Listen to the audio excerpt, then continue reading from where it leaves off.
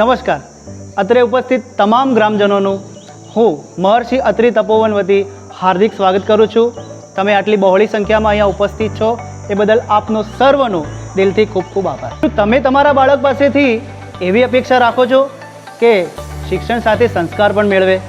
તો આવો આપણા બધા સહિયારા પ્રયાસથી આપણા બાળકને, જેની સંસ્થા આપણા નજીકના ગામ મામવાડામાં જે આવી રહી છે તેમાં મોકલીએ અને આપણા બાળકને આપણે જે અપેક્ષા રાખીએ છીએ તેની જે એફિશિયન્સી છે તે એફિશિયન્સીમાં તે આગળ જાય. માત્ર શિક્ષણમાં જ નહીં પરંતુ દરેક ક્ષેત્રમાં, સ્પોર્ટ હોય, ઇન્ડોર હોય કે આઉટડોર હોય, તમામ ક્ષેત્રમાં તે આગળ જાય તેવો આપણે સહિયારો પ્રયાસ કરીએ. વેલકમ.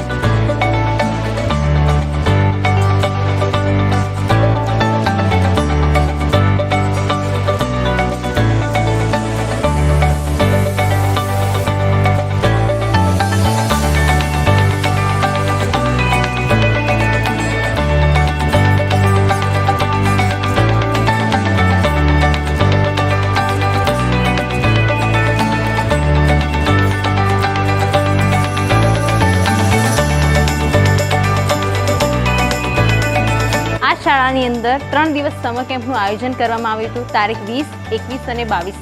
આ 3 દિવસ સમર કેમ્પના આયોજનની અંદર દરેક બાળકોને ખૂબ જ મજા આવી.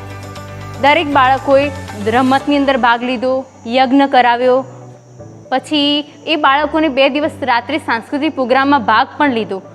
દૂરથી આવેલા ગામના બાળકો અને દૂરથી આવેલા બાળકો, બધા બાળકો ભેગા મળી અને એક પરિવાર હોય કે એક જ સ્કૂલની કે એક જ સંસ્થાના બાળકો હોય એવી રીતે પોતપોતાની ફરજ એ લોકોએ અમારા નિયમોનું પાલન કર્યું અને દરેક બાળકો સાથે રહ્યા.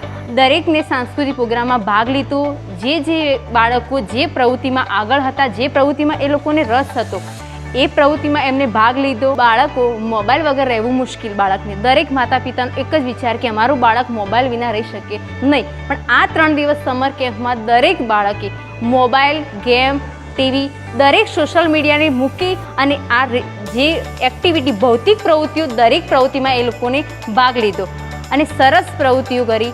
દરેક પ્રવૃત્તિમાં એ લોકોને રસ ધરાવ્યો અને ઘરે જવાનું એ લોકો નામ પણ નહોતા લેતા કે અમે લોકો ઘરે જઈએ, કારણ કે એમને આ શાળાની અંદર શિક્ષકો સાથે અને એમના મિત્રો સાથે એટલી ગાઢ સંબંધ થઈ ગયો હતો કે એમને એક પોતાનો પરિવાર જ લાગતો હતો. વિડીયો સોશિયલ મીડિયા પર મૂકેલા જ છે, એ તમે જોજો. તમારા બાળકને આ શાળાની અંદર સંસ્કાર સાથે શિક્ષણ મળે એવી દરેકની અપેક્ષા છે અને દરેક બાળક સંસ્કાર સાથે શિક્ષણ મેળવી શકે એવો અમે પ્રયત્ન કરીશું.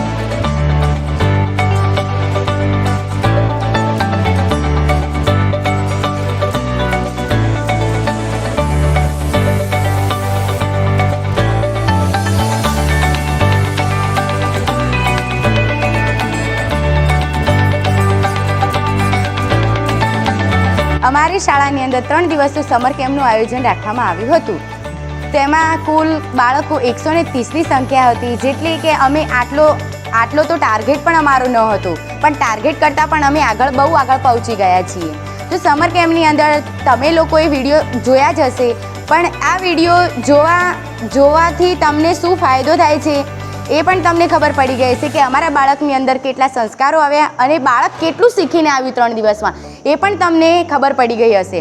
તો આ સમર કેમ્પ થવાનો ફાયદો એ કે બાળકને કઈ રીતે ટ્રેન્ડ કરવું અને તેને કઈ રીતે, કયા માધ્યમથી એને આગળ મોકલવું, એટલા માટે જ આ સમર કેમ્પનું આયોજન રાખવામાં આવ્યું હતું.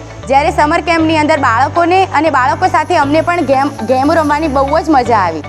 આજે આપણા મળવાનો હેતુ એ જ છે કે ગાંધીનગર સ્થિત જે મહર્ષિ અત્રિ તપોવન સંસ્થા, જે નંબર 1 સંસ્થા કહેવાય છે, તે આપણા બાજુના જ ગામ એટલે કે મામવાડા ગામમાં પધારી રહી છે અને તે જ હવે શ્રી અર્બુદા કેળવણી મંડળનું તમામ પ્રકારનું સંચાલન કરવાનો છે.